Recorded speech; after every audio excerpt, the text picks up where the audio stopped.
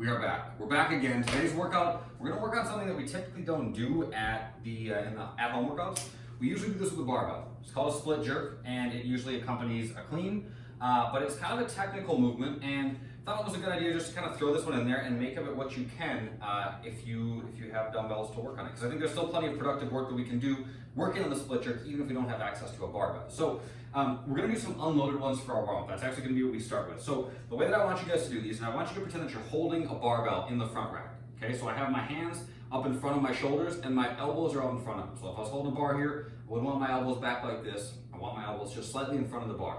The path of the bar is going to be like this. It's going to end above me, okay? So feet start underneath our hips. All we're going to do is just jump our feet to what would be like a split squat starting stance. So if I'm going to do a split squat, I'll be in a position something similar to this. This is also the stance that I'd like to land in for my split jerk. So I'm going to start where I was and I'm going to finish here, okay? When I land, I'm going to have the bar, the imaginary bar, locked out above me at the top of each rep, okay? Then I bring my right foot back, my left foot forward, then I bring the bar back down and switch sides. So it's going to look like this. I'm going to dip, okay? So my knees are bent, but my weight's in my heels. I'm going to open my hips, split my feet apart, and catch with the bar above me. Front foot comes back foot comes forward, and then I come back down and switch sides. So now I do the other side. So I dip, weights in my heels, I open my hips, punch the bar up to overhead, catch with my left foot forward, front foot comes back foot comes forward, bam. We'll use these again in the accessory work today, but that's the first part of the warm-up. Just get comfortable with getting your feet in that position. If it's not perfect, it's not perfect. But again, front foot goes forward. Check out that back foot. I hope you guys can see it. My back heel's lifted, my front foot's flat. Cool. All right, after that we're doing leg lifts. We're doing hollow rocks. So leg lifts, hands underneath my butt, knees locked out, lift my legs all the way up. Hollow rocks, I go arms up overhead, rock forwards and back on the small of my back a few times. And then wide-legged forward rotation. So I go wide with my stance, feet point straight forward. I'm gonna go arms out to my sides like a T. I'm gonna rotate forward, touch the ground with my right hand, my left hand goes up, then my left hand goes down, right hand goes up, back and forth. We'll go for 20 seconds, nice and easy, warming up here. All right, the workout today, we're doing the Tabata intervals, which means 20 seconds of work, 10 seconds of rest for 4 minutes, okay? We'll do that for each movement. We're gonna start with some single dumbbell hang clean and jerks. Then after that, we rest for a minute, and then we get on to the next movement. Same thing, 20 seconds of work, 10 seconds of rest for 4 minutes. All right, hang clean and jerks. So I got one dumbbell. I'm gonna swing it back between my legs, then open my hips and lift it to my shoulder. That's the clean, okay? Again, I swing back, then extend my hips and lift the dumbbell to my shoulder. After that, it's a dip, drive, lock out overhead, and then stand back up, okay? So clean to the shoulder, jerk to overhead, then I come back down, switch hands, swing, clean, and jerk. Come back down, switch hands. Back and forth, all right? So we'll do 20 seconds of that, and then rest for 10. 20 seconds, rest for 10, 20 seconds, rest for 10. After that, we're doing goblet step-ups. I don't know why I set that dumbbell down. That's so inefficient. Now I'm gonna hold the dumbbell in the goblet position, step up onto the chair, switch sides, step up. Make sure you guys alternate. The leg that you step down with too, whichever leg you step up with, is the same one you're gonna step down with. And then sit-ups. We're using our arms, straightforward, nice and easy sit-up. I'll demo one, everyone settle down, I'll demo one. There's a sit-up, all right. I don't want you guys to feel like you didn't see what's going on. Remember, 1 minute of rest between each Tabata interval. Go to, I think it's tabatatimer.com, or just search TABATA timer. There's all kinds of timers out there that you can use.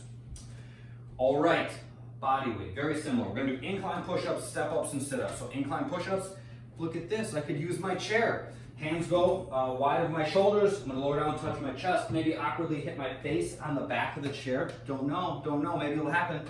After that, step-ups on the chair, same thing, just no weight, sit-ups, bam, easy peasy. All right, accessory work, let's accessorize. This is gonna be crazy. Single dumbbell split jerks, what is even happening? The rep scheme, 10, 8, 6, 4, 2. You're gonna do 10 on one side, then 10 on the other. Whew, crazy. Then you're gonna do 8 on one side, and 8 on the other. All right, let's try this thing out. So, I'm gonna put the dumbbell into the front rack on the right side, all right? I'm gonna dip, I'm gonna drive, and the leg opposite the dumbbell is the one going forward. So my left leg's gonna go forward, okay? So I dip, drive, catch with the dumbbell above me, front foot comes back foot comes forward. Come back down, that's 1. 2, all the way up to 10, then I switch sides and do 10 on the other. You guys can rest as as is needed, but this is a great exercise for many reasons. You're working on getting your shoulder all the way open. You're working on getting your feet into that lunge position. That's a great way to just develop asymmetrical strength as you, as opposed to just like the symmetrical stuff that we're always doing. It's also a good way to work on coordination. There's a lot going on there. It's kind of a tricky one. A lot of fine points that we can get into. Just make sure that when you guys land that you're not rushing to stand back up. I see that happen all the time. We're doing jerks in the gym. People are always so fast to want to stand back up. When you catch, you know, whether it's one hand or two, whatever, own it for a second, okay? You want to bend in your front leg, you want to bend in your back leg, and your back heel should be lifted, but you want stability. If you rush to stand up, sometimes I see people, they hit the lift, and then they're so quick to want to stand up that they drop the bar. So find some stability, don't rush them. Sometimes there's beauty in just slowing it down a little bit, so don't feel like you need to rush through them. 10 on one side, 10 on the other, 8, 8, 6, 6, 4, 4, 2, 2. And then we're on to the mobility. All right, we're gonna do some posterior shoulder rotational rolling with the lacrosse ball. Where's my lacrosse ball? Who hid this? Did you hide this? Did you hide this? All right, I'm gonna lay on my back. I'll lay on my side actually. I'm gonna put the ball right back here. Okay, so it's just gonna be in the muscle back behind the shoulder. I'm gonna put the ball back there.